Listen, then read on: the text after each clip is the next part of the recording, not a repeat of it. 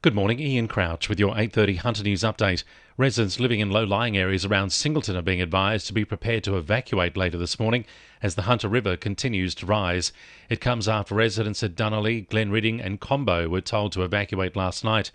Evacuation centres have been set up at Singleton Diggers, Singleton Heights Sports Centre and Singleton Heights Public School. Scone residents were issued with an immediate evacuation order to leave by 3 o'clock this morning, but this has now been cancelled. SES Deputy Incident Controller Superintendent Graham Craig says the focus now is on the Hunter River at Singleton. And particularly the influence from the major flood level at Bulga is expected to reach its major flood level later this morning. And it's expected to continue on to a flood peak expected of 13.8 metres around midday on Thursday. Motorists are being advised to avoid Singleton due to flooded local roads. A severe weather warning has also been issued for damaging winds. Wind gusts of up to 90 km per hour are expected. A warning is still out for hazardous surf as well. It's all part of the East Coast low, which has been impacting the region over the past few days.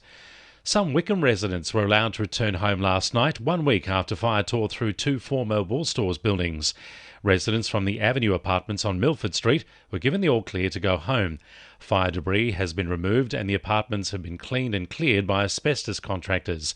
The clean-up in surrounding streets and suburbs continues, with crews focusing efforts on homes and public spaces which have been impacted by asbestos fallout from the fire.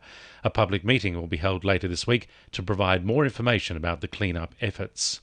The Branxton community is calling on the Hunter to donate goods and get involved in their relief efforts for flood-affected regions.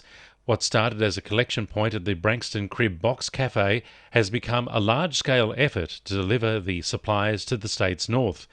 Local business Black Rock Automotive has joined the Flood Them With Love campaign to help coordinate vehicles and trucks to help out. Cafe owner Nicole Gibson says the campaign has come a long way from a humble start. It just sort of started as a local call for help, really. One of our customers, Amanda and Justin Rodwell, put a call in. We've done a number of donations and drives before for fire and also a bit through COVID, and they sort of reached out to determine whether or not we could support them as a collection point. A unit fire has forced the evacuation of 40 residents at Raymond Terrace overnight. A 50-year-old man was taken to hospital with smoke inhalation after a fire broke out in the kitchen of his Glenelg Street unit just before 8:30 p.m. Other residents in the 14-unit complex were evacuated as a precaution and allowed to return to their homes about an hour later. Newcastle Arts Festivals are hoping to come back bigger and better thanks to the latest round of federal RISE grants. The Little Festival has received more than $57,000 for miniature and small-scale street art pieces around the city. The Newcastle Live Music Task Force and its Sound Station Music Festival will be given more than $26,000 to bring the free all-ages event back. Co-director Nikki Taylor says it's a chance to get artists back on the front foot after a 2-year hiatus. It was put together to really draw the community in and show tangible support for live music so we can sort of protect live music venues going forward and show how important they are to the community. And the community really loves our local live music and they want to get behind it. 2NURFM Sport. Newcastle Knights utility Kurt Mann will play his 150th game in the NRL in the season opener this weekend against the Roosters. Mann says he still feels young at heart despite all the games behind him. Yeah, definitely. With milestone games, you do a fair bit of reflecting, and me coming from a small country town and that, and having the dream of playing NRL and just being able to play one game was a big deal for me. And then, it feels like it's been a blink of an eye, and now it's 150. It's gone so fast, and I'll definitely sit back and do some reflecting.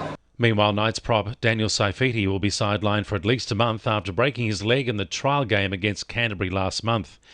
Alumni of New South Wales Cricket will gather at West's New Lambton tonight to raise awareness for mental health issues. The Tooheys Cup-style T20 match, which was supposed to accompany the dinner, has been cancelled due to rain. And the Newcastle Jets men's A-League team will play the Wellington Phoenix in Gosford tonight in a bid to secure a place in the A-League top 6. And the winning numbers in Oz Lotto are 7, 14, 24, 26, 35, 44 and 45, and the supplementaries are 5 and 12. And now you're up to date with the latest 2NURFM Hunter News.